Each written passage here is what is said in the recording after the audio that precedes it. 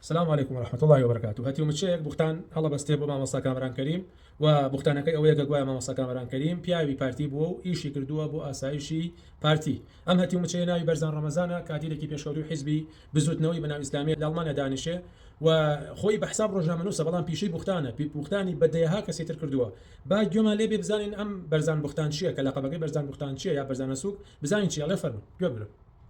مستكامران لو سردم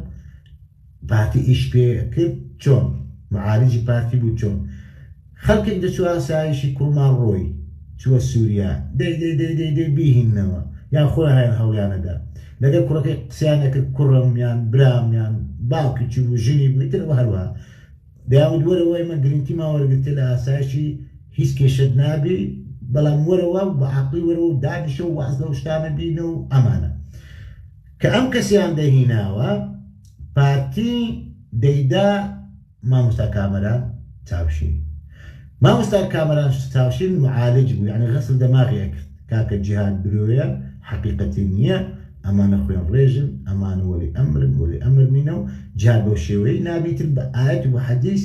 ولو كسي أكل بو أوي ترسي أوي نمي نزارك تلبي لوي بكاتوا فكري جهاد وأمان النقد هم نيتا كردستان هم داك باو كسر عدكاو خل كسر عدكاو للتأمين ما مستكامران تاوشي معالج بو لأساشي بارتي ما يكي زور أم خلق أهاتوا عقيدي جهادي لمشكي كالا كردو للان دا أنا درسي بيقود يعني واجبي أنا كده أو خلق أهاتوا بواجبي دباتشو باي لاي ما مستكامران تاوشي توقيع هو دابني شو رجانا درس بخيني تاما مستكامران أوكي أدا داود بلي أما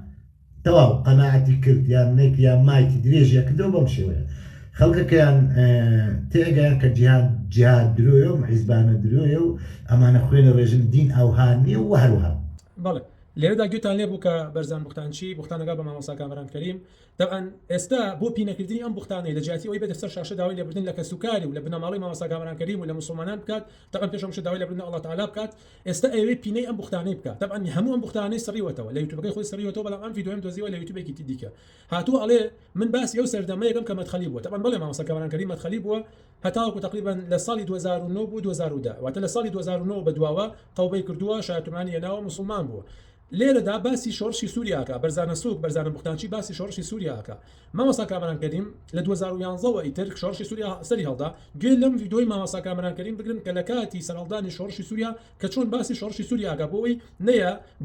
پینەی بوختانەکانی بکە بۆ ئەوی نەیە درۆی تر بکات چونکە ئەم بەرزانە هەم درۆزنە هەم درۆزانە هەم بوختانچیە بەڵام گوێ لە زوو تێکەوێ گوێ بگرن لە مامۆستا کامران کەریم بزانە چۆن باسی شۆڕشی سووریاکە فەرموو حيث تماشى عقليتك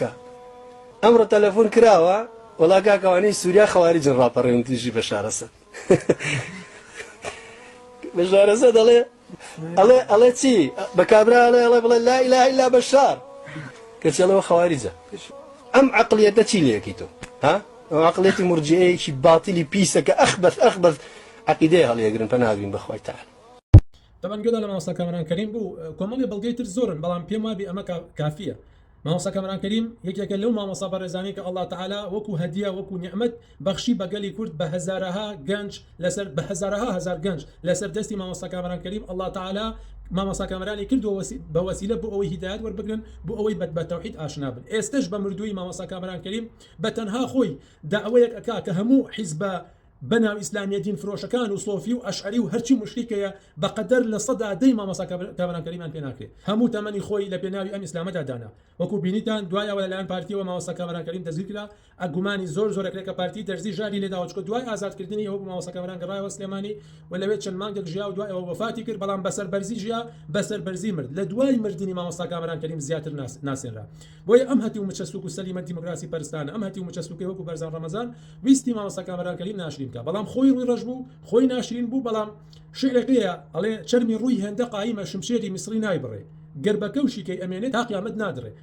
أم برزانة سوكا يعني شتيكي نما وبناوي حياة شتيكي نما وبناوي أبرو ناوشاوي حياة وشرمي تيا نماو بۆیە پڕ ئەداتە هەر کەسێکی بەناوبانگ بۆ ئەوەی خۆی بەناوبانکە بوختانی بۆڵە بەس دوایەوە الله تعالی ڕووی ڕەشەکە یعنی ئەم کابرایە ڕسوا بۆ بەڵام زیاتر بیناسن زیاتر سوکی بکەن هەم بۆ خۆی هەم بۆ حیزب دیموکراسی پەرستەکەی هەم بۆ ئەوانەی کە دیموکراسی پەرستن هەر بۆ ئەوانەی کە ڕخیان لە تەوحیدە جا ئەم بەرزانە درۆزنە دوای ماوەیەک هاتووە ڤیدیۆکی کردووە وەستی مامۆستا کامران کەریمە کایتر وازانێ خەڵک گێلە و ئەزانێ ئەم هەموو بوختانەی بەرزانە سوک بە مامۆستا کامران کەریم ئەم بوختانانیان بیرشوتەوە ڤیدیۆیەکی داناوە بۆ ئەوەی بە حساب خۆی گێلە خەڵکیش بە گێل تێگە تا ناساندنی سوکێکی تر و کەسێکی تر سلام علیکم ورحمة الله وبركاته